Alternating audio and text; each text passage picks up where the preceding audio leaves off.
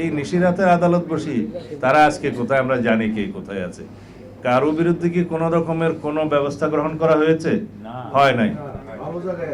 আওয়ামী লীগের যত নেতা কর্মী গণহত্যা এবং মানবতা বিরোধী অপরাধের দায়ে মামলায় গ্রেফতারকৃত হচ্ছে।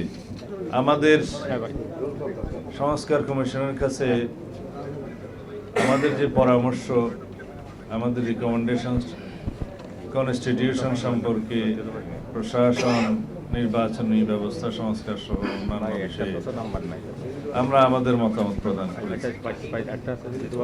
মাননীয় প্রধান উপদেষ্টা বলেছিলেন 31শে ডিসেম্বরের মধ্যে সকল সংস্কার কমিশনের রিপোর্ট জমা হবে, জানুয়ারিতে আলোচনা হবে রাজনৈতিক দলসমূহের সাথে এবং যারা সমাজের বিভিন্ন শ্রেণীর প্রতিনিধিত্ব করেন সামাজিক শক্তি। জানুয়ারি পার হয়ে গেল, ফেব্রুয়ারির 5 তারিখ। এখন বলছেন মধ্য ফেব্রুয়ারিতে আলোচনার জন্য তারা প্রস্তুত হবেন। তারপরে কতদিন আলোচনা করবেন জানি না। এই অবস্থায় একটি মহল নির্বাচন করার জন্য রাজনৈতিক দল গঠন করবেন আলোচনা এসছে। কেউ কেউ বলছেন তাদেরকে সময় দিতে হবে, তারা নির্বাচনে আসবে, তারা নির্বাচন করবে ইত্যাদি। সরকার কেমন চলছে? আমার সামনে একটি পত্রিকা আছে কালকের, আমি দেখছি প্রধান উপদেষ্টা বলছেন শেখ হাসিনার দোসররা বিশৃঙ্খলা সৃষ্টির জন্য যথেষ্ট অর্থ ব্যয় করছে। তো শেখ হাসিনার দোসররা তো আপনার উপদেষ্টা পরিষদে অন্তর্ভুক্ত আছে। আমরা পরামর্শ দিয়েছিলাম, আপনি তাদেরকে বাদ দেন নাই। শেখ হাসিনার দোসররা প্রশাসনে আছে, সর্বোচ্চ পর্যায়ে আছে। আমরা বলেছিলাম ফেসিবাদের দোসরদেরকে বহাল রেখে আপনি বেশি দূর এগোতে পারবেন না। আপনি কিছু কিছু শুনেছেন, কিন্তু মনে হয়েছে এত শ্লথ গতি যে আপনি কি সংস্কার করবেন আমাদের বোধগম্য নয়। শেখ হাসিনার নিয়োজিত চুক্তি ভিত্তিতে মন্ত্রী পরিষদ সচিব আপনি সরকারের দায়িত্ব নেয়ার পরে 2 মাস 5 দিন পর্যন্ত বহাল ছিল। অতঃপর চুক্তির মেয়াদ শেষ হওয়ার পরে সে স্বাভাবিক নিয়মে অবসর নিয়েছেন। আপনি তাকে বাদ দিতে পারেন নাই। 2 মাস 5 দিন কি সেই মন্ত্রী পরিষদ সচিব আপনার পারপাস সার্ভ করেছে নাকি ফেসিবাদের উদ্দেশ্য সাধন করেছে? এইভাবে প্রশাসন সর্বত্র এখনো পর্যন্ত যারা প্রশাসনের দণ্ডমুণ্ড হয়ে বসে আছেন, আমি জানি সচিবালয় সহ সর্বত্র মাঠ পর্যায়ে সেই প্রশাসনের সমস্ত জায়গায়, গুরুত্বপূর্ণ জায়গায় ফেসিবাদের দোসররা বসে আছে।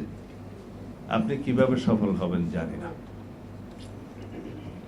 বিচার বিভাগের সংস্কার রিপোর্ট আজকে জমা হবে। বিচার বিভাগ নিয়ে 2টা কথা বলি। উচ্চ আদালত থেকে অধস্তন আদালত পর্যন্ত সর্বত্র যারা রাতের বেলা কোর্ট বসিয়ে আমাদেরকে গায়েবী মামলায় সাজা প্রদান করা হয়েছে, একজনও কি বাদ গিয়েছে?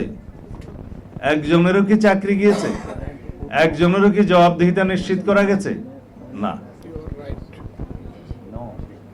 এনারা এত বেশি স্বাধীন হয়েছে। আমরা বিচার বিভাগের স্বাধীনতা নিশ্চিত করার জন্য অনেক কনস্টিটিউশন রিফরমেশনের প্রস্তাব আমরা দিয়েছি। আমি নিজে হ্যান্ডওভার করেছি দলের পক্ষ থেকে। সেদিনও আলাপ করেছিলাম যে এই বিচার বিভাগকে আমরা এত বেশি স্বাধীনতা দিচ্ছি কিন্তু জবাবদিহিতার কোনো জায়গা রাখছি না। এই কারণেই বোধহয় অধস্তন আদালতের যে সমস্ত বিচারকরা নিশিরাতে আদালত বসিয়ে বিএনপি সহ বিরোধী দলীয় নেতা কর্মীদেরকে সাজা প্রদান করেছে। আমাকেও দিয়েছে একটা মামলায়, ওখানে আমি শিলং থাকার পরেও কোন কোন মামলায় যেন সাজাপ্রাপ্ত হয়েছে। যদি বাই চান্স দেশে এসে নির্বাচন করতে চাই, যাতে করতে না পারি, উদ্দেশ্য ছিল তাই। হাসিনার অধীনে নির্বাচন করে কি? তারপরেও বিএনপি সহ বিরোধী দলীয় নেতৃবৃন্দদেরকে সাজা নিশ্চিত করেছে। এই নিশিরাতের আদালত বসি তারা আজকে কোথায় আমরা জানি কে কোথায় আছে। কারো বিরুদ্ধে কি কোন রকমের কোনো ব্যবস্থা গ্রহণ করা হয়েছে? হয় নাই। আওয়ামী লীগের যত নেতা কর্মী গণহত্যা এবং মানবতা বিরোধী অপরাধের দায়ে মামলায় গ্রেফতারকৃত হচ্ছে। শুনছি 550 মতো না 572 জন একটা সংখ্যা দেখলাম, সব জামিনে মুক্ত হয়ে গেছে। কারা দিচ্ছে সেই জামিন? ওই বিচারকরাই দিচ্ছে। আপনারা আওয়ামী লীগকে কোনো রাজনৈতিক কর্মসূচি করার জন্য রাজপথে নামতে দিবেন না, মানি, সমর্থন করি, কিন্তু এইভাবে আওয়ামী লীগকে আপনি কয়দিন রাজপথে পুলিশ দিয়ে ঠেকাবেন? আপনারা বলবেন আওয়ামী লীগকে নির্বাচনে আমরা চাই না, আওয়ামী লীগ এই দেশে রাজনীতি করতে পারবে না, কিন্তু কি পদক্ষেপ নিচ্ছেন? আইনি কোনো পদক্ষেপ কি এই সরকার নিচ্ছে? না। আমরা বলেছিলাম সংবিধানের 47 অনুচ্ছেদ অনুসারে রাজনৈতিক সংগঠন হিসেবে আওয়ামী লীগের বিরুদ্ধে গণহত্যা এবং মানবতা বিরোধী অপরাধের জন্য বিচারের ব্যবস্থা করা হোক, এবং সেই নিরিখে সংশ্লিষ্ট আইন, আন্তর্জাতিক অপরাধ আদালতের আইন সংশোধন করার আমরা দাবি জানিয়েছিলাম, এদেশের মানুষ দাবি জানিয়েছিল।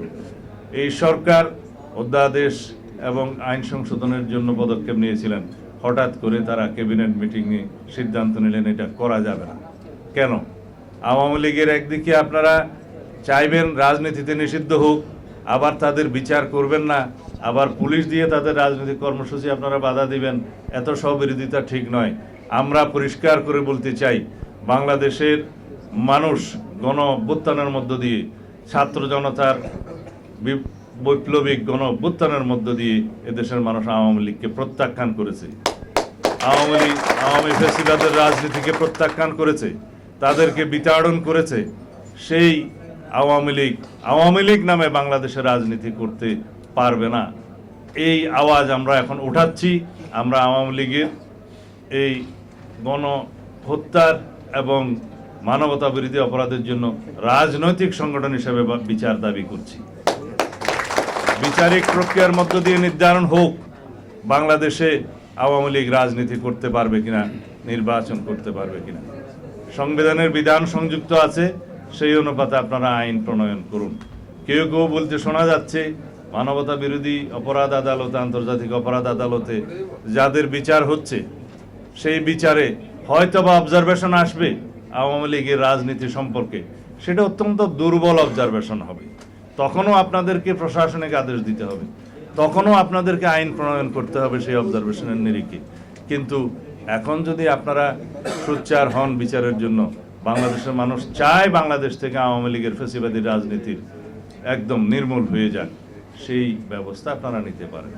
বিচার বিভাগ সংস্কারের মধ্যে সেই রিপোর্ট আসবে কিনা আমি জানি না, তবে এই সমস্ত নিশিরাতের বিচারকদেরকে বহাল রেখে বাংলাদেশের বিচার ব্যবস্থাকে চূড়ান্তভাবে স্বাধীন করা যাবে কিনা, রাখা উচিত হবে কিনা তাদেরকে বহাল রেখে, আমার সন্দেহ আছে। সরিষার মধ্যে ভূত রেখে কখনো মাননীয় প্রধান উপদেষ্টা আপনি সফল হতে পারবেন না। সুতরাং বিচার ব্যবস্থা হোক, প্রশাসন হোক, নির্বাচনী ব্যবস্থা হোক, সর্বত্র ফ্যাসিবাদের দোষরদেরকে আপনাকে ক্লিন করতে হবে, পরিষ্কার করতে হবে, এবং একটি গণতান্ত্রিক সংস্কারের মধ্য দিয়ে আমরা যে সাংবিধানিক রাজনৈতিক সরকার প্রতিষ্ঠা করতে চাই, সেই সরকার প্রতিষ্ঠার জন্য সর্বোচ্চ অগ্রাধিকার দেন প্রথমত নির্বাচনমুখী সংস্কারের। নির্বাচনমুখী সংস্কারের জন্য যে সমস্ত সংস্কার স্বল্প মেয়াদে বাস্তবায়ন করা দরকার সেটা চিহ্নিত করুন, এবং সকল মহলের সাথে, রাজনৈতিক দলসমূহের সাথে আলোচনা করুন, এবং সেটার আইনি সংস্কার করুন। আইনি সংস্কারের পর যদি প্রাতিষ্ঠানিক সংস্কারের দরকার হয় অবশ্যই করবেন, সেই জন্য কত সময় লাগবে আমরা জানি। বর্তমানে নির্বাচন কমিশন ভোটার তালিকা প্রণয়নের কাজ প্রায় সমাপ্ত করে এনেছে, আমাদের কাছে তালিকা আছে। মার্চের 2 তারিখের মধ্যে একটি পরিষ্কার নির্বাচনী ভোটার তালিকা প্রণয়ন হয়ে যাবে। এরপরে শুনানি, আপত্তি ইত্যাদি চলবে, সেটা কন্টিনিউয়াস প্রসেস, এবং সেটাও মাস 2-1-এর ভিতরে তার পরবর্তীতে সম্পন্ন হয়ে যাবে। সেই প্রজ্ঞাপনও আমরা পেয়েছি নির্বাচন কমিশন থেকে।